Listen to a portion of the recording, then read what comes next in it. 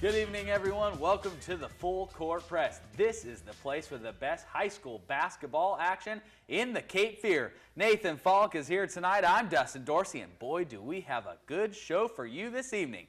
Nate, a lot of rivalry games tonight. Which matchups stood out to you? I think the best matchups was in Bucktown, the Laney Hoggard girls, and then the Laney Hoggard boys. I think those were two best games in town. Yes, they were some pretty good games, not to get ahead of ourselves too much, but let's go ahead and start things over at Coastal Christian. Let's head over there. This was a good game tonight. The Centurions were squaring off with Wilmington Christian Academy. This is the way the third quarter ended here, Nate. Always love a good buzzer beater. Look at Sally Newton getting range, igniting the crowd. Good push ahead for the open three. Bang.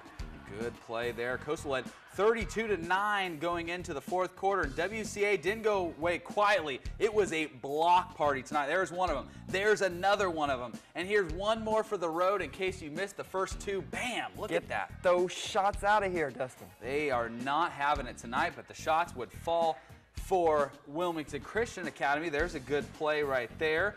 That gets things going, and then now for the moment of the night, the smallest girl on the court creates the biggest cheers of the night, Grace Burris, and the crowd goes wild. The shot's contested and it goes.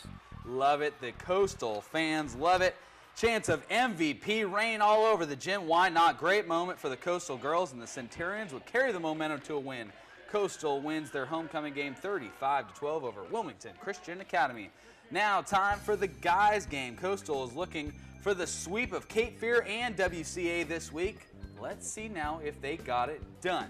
Coastal cranks it up quick in this one. It's Jaden Pierce getting his range here, coming down on the break, steps up for the three. Nobody stops the ball. He's able to pull up for an open transition three. This is a good time thing. The Pats start rolling here a little bit though. Conley Burke finding his range deep from three now. Skip pass over the zone to Conley Burke, which is an uncontested Coastal three.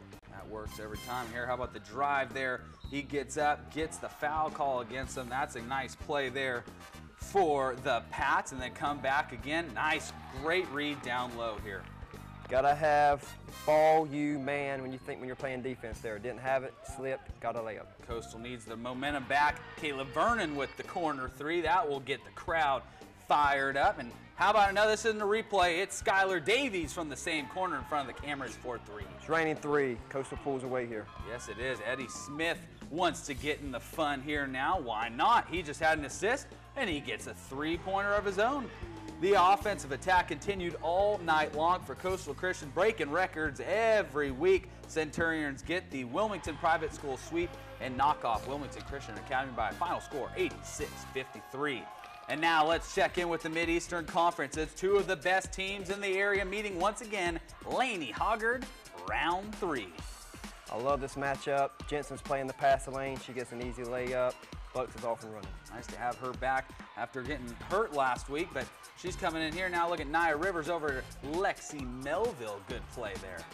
Great look ahead for the freshman. She has a big night, as you'll soon see. The Vikings getting back on the attack, though. Blair barefoot going deep. Great shot. She proves over and over she can hit those long-range threes. She did it tonight. Now it's Nia Rivers, the freshman again.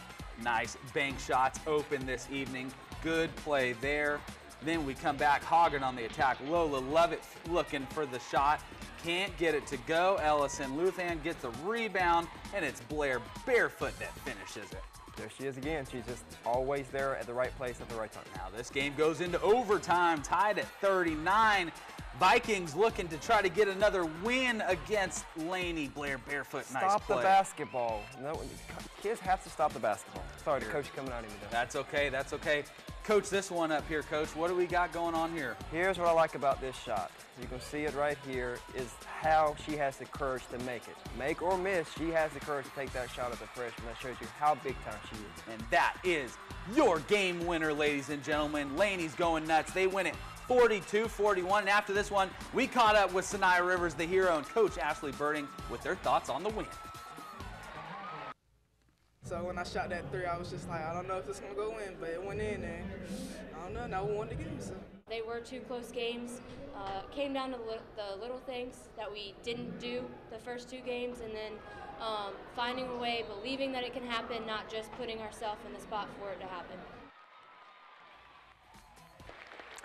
This was an emotional night in Bucktown as the Hall of Fame inductees were honored with the late Darren Dickerson, who we all miss, who passed away recently.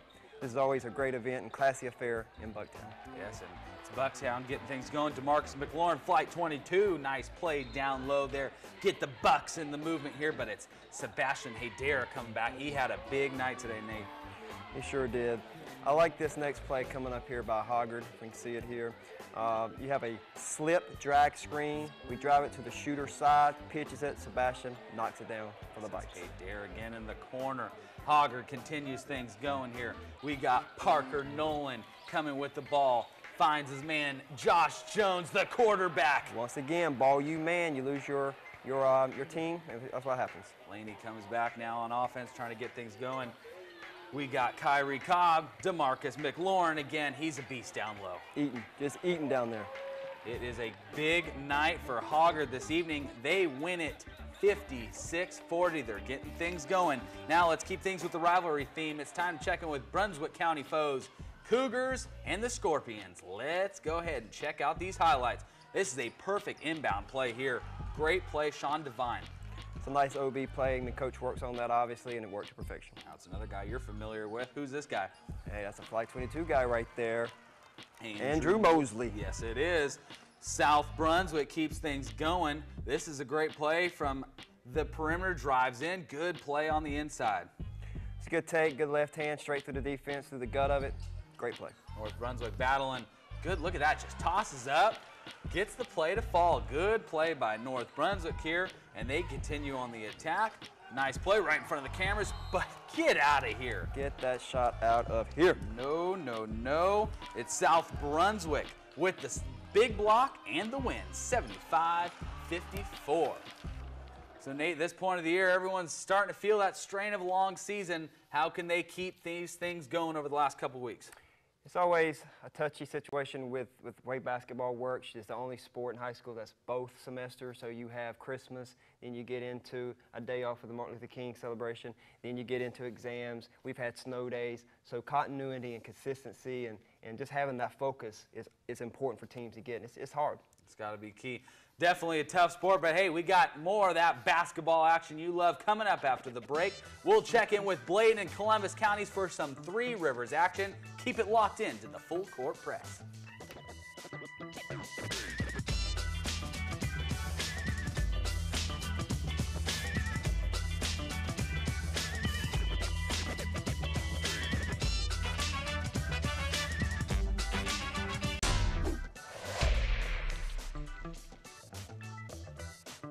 Welcome back, everyone. Thanks for tuning in to the Full Court Press. Three Rivers have been a very competitive conference this year, and let's see how the games featuring a couple of our area teams went this evening. Let's start at one of my favorite sports towns in the state. It's Whiteville hosting West Bladen, and it's West Bladen getting things going on the road here, Nate. West Bladen setting a high ball screen. Whiteville doesn't play it. There's three ways to play a ball screen. Neither one was done there. Open three. Jimmy Williams, nice play to start things off. Now it's Whiteville getting things going. Look at Bradley Pridgeon. Great play. Finds the basket. Gotta stop that basketball. They can't stop it on the other end either. This is West Bladen now on offense. It's the big man. I really like that play. You have a fake handoff, kind of like a read option in football. He keeps it, drives it straight to the basket. It's only fitting. He's a great defensive lineman. Now, how about this guy right here? Nice drive in. Can't get the ball to go the first time. Persistence gets it in the next. Stays with it, gets it. Watch this right here. Oh, my goodness. What a beautiful pass. Bradley Pridgeon to Cameron Richardson. And hey, in case you missed the first time, look at another no-look pass. Beautiful play there. Whiteville wins this one 85-65. Let's head out to Tabor City. The students at Columbus County Career Academy give us East versus South Columbus. We start things off early on here. A lot of outside shooting tonight. Good play there by Maggie Butler. Coming back down low on the other side now. It is Hope Freeman begging the three for East. Now good defense here as well, Nate. East Columbus with that full court press. You don't see it often with women's basketball, but they're doing it here. They keep things going. That South trying to keep things going at home, keep the range a little bit. Good play there by South. Continuing on here in the first quarter, passing around. Good open passes here. Good play. Maggie Butler. East Columbus, though, coming back. Look at the deep three. Both teams playing zone, but both teams hitting threes. Nice. You saw a lot of East Columbus. That's because they won this one. 44-27 is the victory over South Columbus. Now the students worked overtime tonight. They bring you the guys game between the Gators and the Stallions. And it's South Columbus starting things off. Another three-point shot in the corner. Old stomping grounds here, Dustin. South Columbus came in winners of 8 out of 10, really playing well with a 4-guard lineup. Yeah, but East Columbus, when you're playing like this, you're doing some nice things on the road there, as you saw there, and they continue things in the second half. Nice three with the man in his face. Sure was. East Columbus did a really good job with Shaquan Connors and guarding him tonight. Really took him out of what they did, and South Columbus out of what they do as well. South Columbus, great play there. Keeps things competitive in the third quarter. Another three-pointer. It's just a back-and-forth affair, and this one goes in overtime. Missed free throw there. That would pay off big because on the back end, East Columbus trying to find something going. Kayshawn Antone for the win. That is a buzzer beater walk-off. Good night, ladies and gentlemen. 40-39 is your final. Nate, I'll tell you what, those guys in the Three Rivers Conference there are going to be pretty competitive, but it's looking like Fairmont and East Bladen and the girls and the guys, they're going to be the top, and they're going to probably stay that way, right? Yeah, I don't see how anyone could touch Fairmont. West Columbus is close.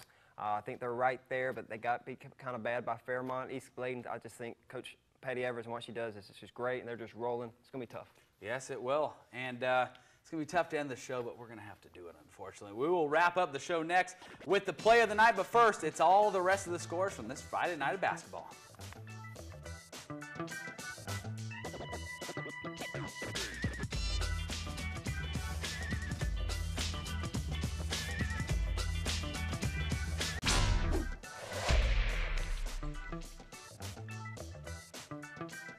All right, it's time for the best of the best. Nate, I know this is your favorite part of the show. It's the play of the night. Let's check it out. Big moments back to Laney. We had a couple late game heroics to choose from. Last time we gave it to Hoggard. This time it's Laney's turn. I'm sitting there at the game. I'm yelling, drive it, in the 1-and-1. Shows how much I know. Yeah, as the coach, that's what you were telling me earlier. Thinking, come down, but boy, when you got a shooter like that, I think you can get away with that. She was getting, the North Carolina coach was in the house tonight checking her out as a freshman. Boy, did she show up tonight. Great play, Sinai Rivers. Great play for Laney to get the win. Finally knocked off Hoggard. As I said, that is a big-time shot, and the courage to take that shot as a freshman, it's unbelievable. That is incredible stuff. That was a big-time play by them, but hey, the Big Time Show is done for the evening. Thank you all for tuning in once again to the Full Court Press. We'd like to say thank you to all of our sponsors. We love what we do and love to help. We love you guys for helping make our show the best high school basketball show around. Until next time, see ya.